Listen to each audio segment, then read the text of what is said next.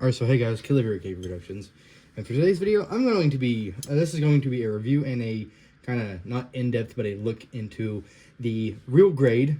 This is, what real grade number is this? Like number 4? Yeah, real grade 4, real grade number 4, the MS06F Zaku 2. Now this kit has come with quite a bit of controversy, not necessarily as the worst real grade kit that would go to something like the real grade St. Andrew or the real grade Zeta Gundam. Now I do know a lot of people who do have a lot of criticism of this kit, which is very understandable. I posted this around a couple Discord servers that I'm in of some, a couple decently sized name, one for my home state and one for my couple decent sized YouTuber that I'm in, and then like the Gunpla Builders Association. It's like one of the biggest Gunpla Discords. And I do understand people's arguments, or that this is arguably a pretty bad kit. But I don't know if it's just a one-off thing with the kit I got or something else, but my kit doesn't have a lot of problems. The biggest problems, so before I get into the review, I wanted to kind of address some of the problems, is kind of the bad parts of the MS joint that's on the inside, the MS frame that you get. That's you get the version that's pre-molded. All the movable parts are pre-molded together, which does come with some very loose parts. But the parts for me that are the loosest are just the shoulders, which even then they're not super loose. They don't have the worst ones. The right arm. It's the loosest, but even then it's not bad. It's no looser than some of the other kits I've built. So that problem, I don't know if it's just a fluke, like I got a really good kit somehow, but that problem isn't really here for my kit.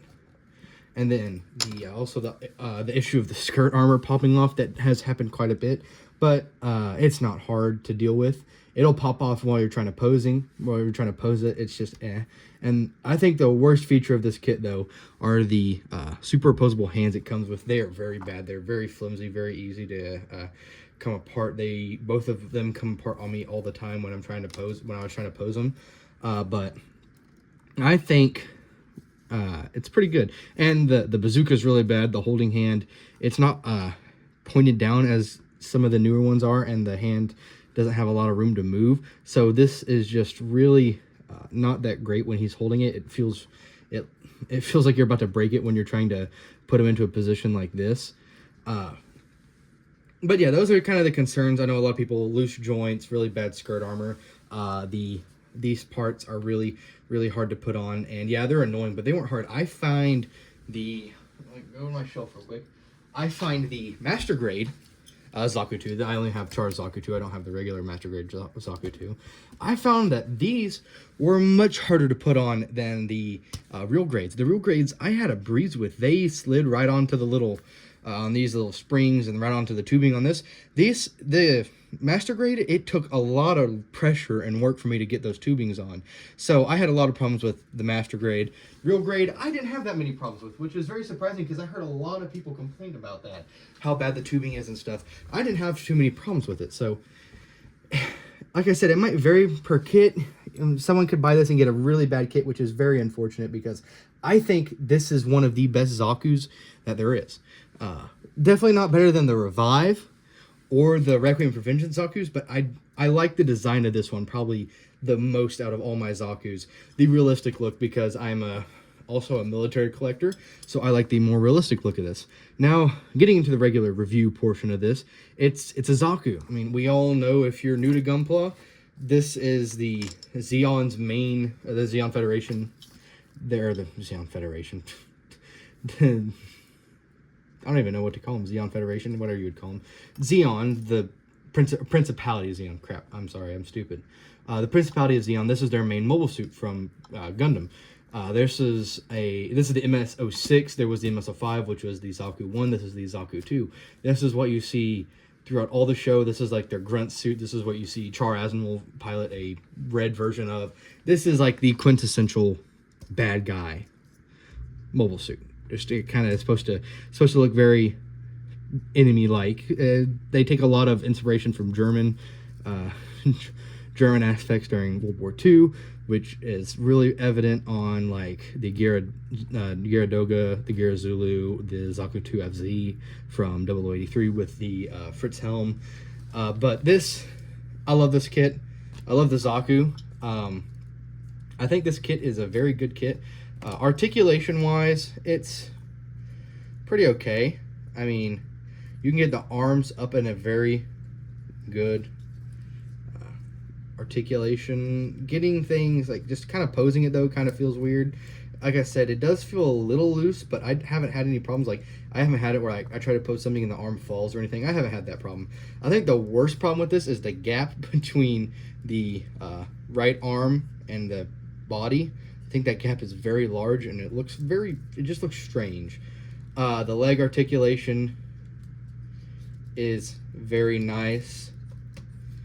The foot articulation is okay. It's not amazing. It's better than pretty much all the other Zakus though, so yeah, there's not much complaint there. The skirt armor, like I was talking about earlier, it is decently easy to pop off. The articulation and the ab crunch, it's not amazing. It'll be okay. It'll get you through for really what poses you want to do with a Zaku. Not, you know, it's not super crazy poses. If you want that, go get the Revive. The Revive is really good for posing. This kit, not so much. This kit is very good for those museum style poses.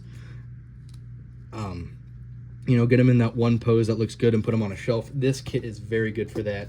For the more action style posing, the Revive is most definitely much better than this. I do enjoy this kit because I have most of my kits are in like a museum style pose where they're kind of doing something static, not really anything energetic. Of course, it comes with the loadout of Zaku Bazooka, the Zaku Machine Gun, and the Heat Hawk. The hand options you do get are one rifle holding hand, two of these closed fist hands, one open hand, and then two of these super articulated hands, but I refuse to use them because they are a pain. I used them once and they were just really annoying, so I don't want to use them again. Yeah, and you do get the option to switch out your headpiece back to regular Zaku. I think I might change mine back to regular Zaku for now. Put it back on the shelf like that, or change out the Hyper Bazooka for the Zaku Machine Gun, or not Hyper Zaku. See, look, that right there, that's an example of loose skirt armor, but it just pops right back on and you're good as new. It's not really a major issue. It's just a slight annoyance more than anything. It's not I really wouldn't say it's an issue. It's just an annoyance, because I know other kits that are like that. Overall, I'd give this kit a solid 7 out of 10. It has its issues, but hopefully you get lucky and get a good kit like I did. And I know sometimes some people have like, oh, they've got like the worst kit like the Zeta or the Sinanju, and they've had a good time with it, and then most people have like an awful time with it. This kit, so far, I've had a really good time with it, so hopefully other people will get to experience this kit as I've experienced it, and if not, that is very unfortunate because when this kit works, it works very well.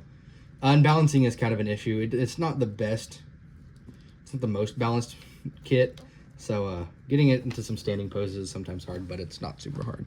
Would I recommend this kit for newer builders? Definitely not, because that inner frame is very annoying to build. It was, this isn't the longest it took for me to build a kit. That would have been the real grade RX-78 2.0, but this kit definitely did take a while, and it was just kind of annoying because I've never worked with a inner frame like that. So yeah, I definitely wouldn't recommend this for beginners. You could do it, you could definitely do it, it's doable, but it's just very, very annoying.